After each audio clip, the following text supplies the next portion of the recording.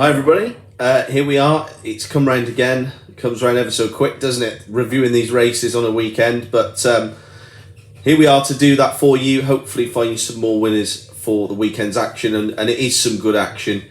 Rather in quality, hopefully, than quantity. Quite small fields at Cheltenham, all in all. Some good racing at Doncaster as well. We've got Mark Blackford, Tom Drinkwater and myself covering Steve at this moment in time with a number of reasons, being very busy, and second thing being he hasn't actually or doesn't believe there's that many to get stuck into tomorrow necessarily. It might be a bit of a watching brief day for him in preparation for the festival, which is rattling on. Is only, I think, 7 weeks away or something, so it really is coming around quickly. Right, here we are. So we're going to cover the racing tomorrow. Let's start with the first race, the 12:15. Selection from Tom in this one. His first one to put forward is a Lively Citizen for the Jeffries team now. Excuse me. Won at Cheltenham last time. Done very, very well in winning that. Beat a fairly lively, well-backed horse in Broomfield Berg that day on good to soft growing. That race has looks quite decent, that race now, with the Grey Falco since going on to run well, and Quinta de Mar running very well again since. So he had 9 stone 7 pounds on its back that day. Today it's got 10 stone 7 with the same 7 pound claimer going off. It's got up in the weights. He has to improve and take a step forward again, but it would take a brave person to say that he's not still probably ahead of the handicap as this 7-year-old gelding for the Jeffries. So that's for Tom. I had a good look at the race. There's two that I'm fairly interested in. One from I'm a little bit unsure. It looks like it's going to be good ground tomorrow. One I thought at a big price would probably outrun his odds. Maybe is Geromino for the Donald McCain yard. Probably at 133 rated. Is probably somewhere near his the hilt of his ability from what I've seen. However, if he does go on the upward curve and you can forgive the last run, he's still got plenty in the tank and showed himself. Thomas Oscar, that form looking very good now. Only 3/4 of length behind that. I know there was a lot of weight difference that day, but that it's sometimes you're looking at for horses that get the form backed up, and I thought Geromino could well do that, and forgiving its last run would definitely do it. The actual one I've had a bet on, I will say earlier on in the week, is Cormier of the number 4 Cormier of Brian Ellison's. Now this has been pitched in at some fairly deep waters. Very good dual purpose horse, actually. Been running on the flat quite a bit as well. Runs to a fairly consistent level on the flat, but it was fought well enough to contest both the Welsh Champion Hurdle, where he ran pretty well, finishing 4th, beating quite a lot of decent horses that day. Have gone on to do well, and also it ran at Cheltenham in the Greatwood Hurdle. So it's that really interests me, actually, because he was extremely well back that day, and it's been backed again, this horse. As if they fancy it again. So I thought at the 12:15, I thought Cormier was one to take on, but also very interesting, Geromino at a decent price. Okay, so for Mark Blackford, he's putting forward Pied Piper in the second race. Even money shots for those that like to get on the shorties. Very interesting form line with a horse called Vauban for Willie Mullins, Paul Townend last time at Punchestown. That was on heavy going. Looking at his form, he does appear to have better form on heavy going. It's going to be good tomorrow, but I think Elliot obviously thinks a fair bit of this. The Coldwell Construction Limited's connections, you'll see a lot over the coming weeks and months. The Dublin Racing Festival in a week's time, and also at the Cheltenham Festival potentially, and some of the horses that they have. Very, very big investors into the sport, and I think that Elliot doesn't bring these over without them having a real squeak. So that's for Mark Pied Piper. For myself, certainly for Tom, and I have also had a bet on this horse. There's a horse called Interne de Savola for Nick Williams. He's drifted a little bit, which is a bit of a surprise, but it was the manner in which this one won at Cheltenham last time, which really took the eye.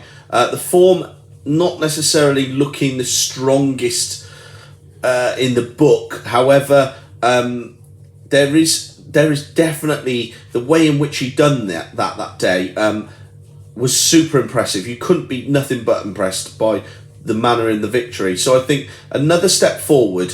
Chester Williams on board will get on really well with this 4-year-old. I think these younger horses, it's about catching them right often, because consistency is often their flaw because of them being such young horses. But in terms of Savola, took a big step forward last time. That was on its initial first outing, which was at Warwick, where he finished third behind a horse called Greystone, who's won this week. That's going to look decent enough for him. So it's in turn to Savola, and I'm also going to say that this race is very open. So if you really do fancy something, I think Silver Shade is markedly overpriced at 25-1. Has to be overpriced. The way in which this one won at Kempton last time, albeit it was on soft ground, but we know soft ground at Kempton isn't soft ground really. It's not proper soft ground. This one, that was on debut, it absolutely sluiced up for Milton Harris. And he's having what we all know of a season of his life, so that should go pretty well. In the 120, both myself and Mark have got a selection in here. I don't believe anyone else has. We're going to take a chance with the top weight, Imperial Alcazar for Fergal O'Brien. I think what the piece of form that I've gone back to and really, I suppose shows this horse in some good light is the race at Newbury, where it was a match race, Silver Forever that day. That was a good race. It might have only had 2 horses in it. Really good race that day. It finished 11 lengths behind Pat's Fancy, giving it weight. It's always having to give horses lots of weight. His rating is quite inflated at 144. However, if he jumps a little bit better, which I think Cheltenham might just be the sort of place that this one can jump better, then we've got a horse on our hands. And if you go further back through this one's form, only got beat ahead by Protectorat over this course and distance. It was a hurdle race, has to be said, but of this sort of course and distance a couple of years ago. So he's got plenty of ability. He's still yet to really come to hand over fences, but I think tomorrow could be the sort of race where we might see it take a step forward, and I think Mark is of the same opinion. Excuse me. 155 is probably one of the most competitive races of the day, both for reasons that I can only suggest is from Mark and Tom's point of view. They have a few inside words that Jackamar is very well expected to put his best foot forward tomorrow. Jackamar won at Boxing Day at Kempton, done it very, very nicely, come there and outstayed the lot of them, definitely showed his willingness to put himself in that sort of mix, and he's gone up a few pounds since that. He's now running off a rating of 133, only gone up £3 for that. He's a 7-year-old, so there's still going to be some improvement there. 10 stone 12 tomorrow. Paddy's expecting a big run. I know Milton likes the horse and obviously should do, and that should run well, and I respect the boys for saying so. I had little concerns. I think it will go well. Had a little concern that looking at its form going right-handed and left-handed, it has significantly better form going the other way round, and that was the one reason that put me off. I'm big on that. As I often put up, it's horses are very, very often better going one way than the other, and that is just the nature of the beast, if you like. I had a little bit of a bet earlier on the week on Galahad Quest, a decent bet actually, at a big price. I thought that this one was, and the Racing Post almost echoed my sentiments by saying that it could be the right time to catch him, and that's sort of how I felt. He's been running pretty well in handicaps with better opposition and being wrong at the weights a little bit with some of those horses. Today he seems the right side of things, and I think that there's probably a lot of reason to be optimistic around this one running pretty well. As the week's gone on and the ground has dried out, I have to say that I'm starting to think that Magic Saint looks appealing for the Nichols Yard. Tom Buckley taking a very valuable £5 off. This one is a good ground horse, and that's all. That's the reason you see it run pretty well in the late spring quite often. He finished a very good second at the April meeting to Man of the Mountain, beating other horses like Cool Cody, The Big Bye, Two Tafts, Ramanda Sanam. This horse is very much about the good ground. It's very ground dependent. It's going to dry out. Even if they watered it, it would not go anywhere near soft in any way. And I think on good ground, he's scored off a higher mark than this in the past, and he would go pretty well. He would go pretty well given the run of the race. So in the 230, obviously for us, we're not going to oppose Chantry House. Chantry House seems to have all of the ticks in the right boxes for this particular race. 8 to 11, 10 to 11 is skinny in the sense that if you like backing odds on, but I think it looks a formality. As long as he jumps well, it should be a formality. The rest, simply the bet's not a proven stayer. I write certainly better on softer ground. Santini will probably, be lapped. And Puerto Rico is not really up to this standard. It looks a kick in the belly for Chantry House, and he should win. Next race, Champ is all the rage. I think, to be honest, it takes a brave man or woman to oppose Champ in that field. Reason being, Dandy Mag's no hoper. You've got Lisnagar Oscar, who is a good horse on its day, but has not really put and showed too much since. And I think he's always seemed to be better on that slightly slower ground.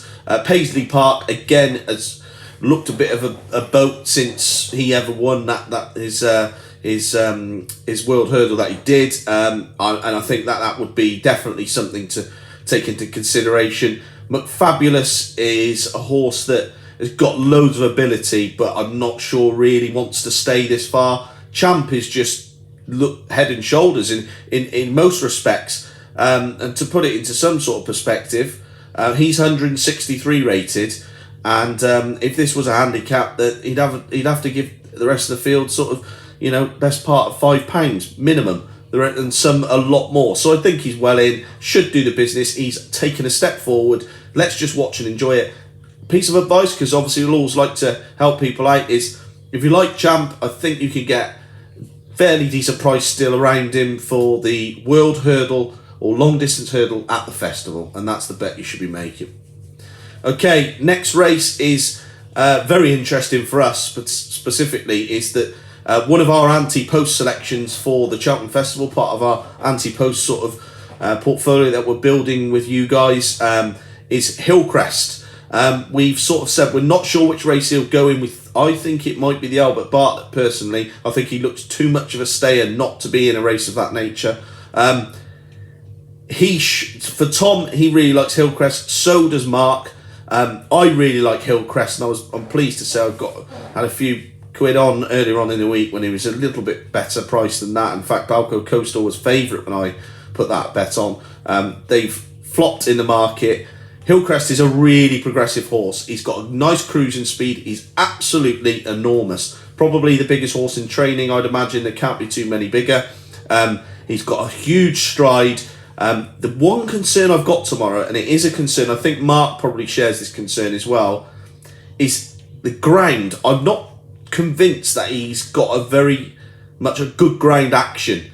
So if the ground was to be too quick, which is possible at Prestbury Park, we all know that, then I'm not sure he might end up even being a non-runner. I'm not sure that Henry Day would want to run him on too much of a quick surface. But if he's not, he'll take his chance. That'll be it, taking his chance, hoping to win. I think he'll go pretty well. He's got to give Balco Coastal £5. And there's a couple of others in there that are really nice horses. A different kind for Donald McCain. Unbeaten. Blimey, it's not very often you'll see an unbeaten horse, 5-timer, in this sort of race at 9-1. I'd probably say that take the favourite out of it and have a bet on that one. Maybe might be the alternative, or get a bid on tonight so you can keep that price. But Hillcrest should do the business if he's at his best. The 4:15. Right. Okay. So Mullenbeg is the selection. Took a huge step forward at Ludlow last time. Very, very well thought of in the yard. We've had from Tom has had a sort of he's got a connection from a few people in that yard, and they've sort of said how much they fancy this. This was well fancied at Market Raisin last week for this race that's now been rearranged. The only concern, and it is a small concern, is this race is slightly better for the fact it's ended up at Cheltenham. A few additional entries in the race, but if Mullenbeg puts his best foot forward, in this mare's race, then she could certainly be something better than this level in the future, and hopefully she can take this listed race on course to run pretty well potentially at the festival. Let's see what happens. Okay, so that's Cheltenham. Up to Doncaster. Excuse me. Good racing at Doncaster tomorrow. If you're someone who just sort of fixes yourself to one meeting, I suggest you take a look elsewhere. Doncaster's the racing's really good there. Right, for me, some people might think I'm mad. I'm going to take Third Time Lucky on.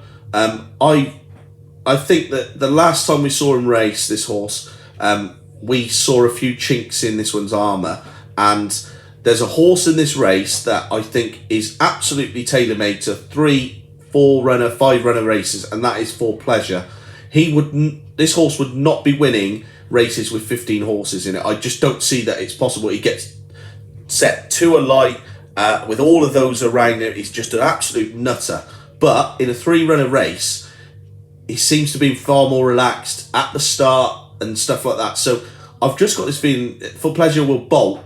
And I know Third Time Lucky which will probably be coming there very nicely, but if his jumping doesn't hold up, I think For Pleasure to take on against Third Time Lucky is the one to have a little bit of a play with and try to see. Got to give it For Pleasure £5 as well. I think that will take some doing, and For Pleasure is running towards the festival with that bonus on its head from Plumpton. Is it Plumpton? I think it's Plumpton where it won last time, so certainly one I'd be really keen to just keep an eye on. Okay, so in the 210, Bryony Frost is at 4 Paul Nichols on Miranda. Won this race last year, is in very good form, as you will see from the last victory it had at Ludlow, still putting that one, and it was the battle that I enjoyed of this horse, which just showed that you know, if it comes to it in this particular race, she will be putting her best foot forward again, and off a mark 146. Got to give a few pounds to a few of these, but I think she'll get the business done, and is plenty good enough, and Bryony will set some interesting fractions hopefully in that race. Right, okay. Excuse me. I believe this is Mark's nap of the whole day, which please do take note, is that's Unanswered Prayers up at Doncaster for Chris Gordon. This is an Albert Bartlett trial.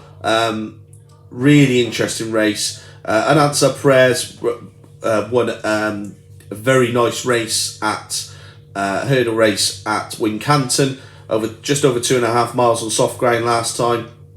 That was a very nice piece of form. He also finished 7.5 lengths behind Stage Star at Newbury in a hurdle race there. That's looking good form. It's the way that this one is stepping forward. I think each time with his performances and his runs, you'll find it hard to oppose this one. And also potentially, again, this is an Albert Bartlett trial. If you fancy something in the race, please have a few quid at Cheltenham. You'll just get a better price and be sat on something much more interesting come the festival. So and that's Mark's nap and Unanswered Prayers. Okay, so then we got the Skybet Chase. Well, I looked at Fusel Raffles for the race at Cheltenham all week. I was thinking that could be interesting in this particular race, and they've taken a sort of diversion to go up to this race up north in the Sky Bet Chase. I'm really interested to see what that brings for the future for this horse. Fusel Raffle's got plenty of ability. Won the Charlie Hall over 3 miles, but wasn't going to. But this doesn't look like that field, Charlie Hall style. There's a lot of handicappers, exposed handicappers, so it's really interesting to see what happens there. For Mark, and I have to say, myself, at a big price, I like Cloudy Glen, and so does he. Cloudy Glen won the Ladbrokes Trophy. That was carrying a weight of 10 stone 8, and he won that off a mark of 140. Now raced 148. The next time it ran at Wetherby in the Roland Merrick. Well, that race was a bit of a crazy event. They went super quick. There wasn't really much common sense to the way that the race panned out. Cloudy Glen ended up getting pulled up and never really looked comfortable in the race itself. I think that at Doncaster, the track will suit. He's still on a fair enough mark.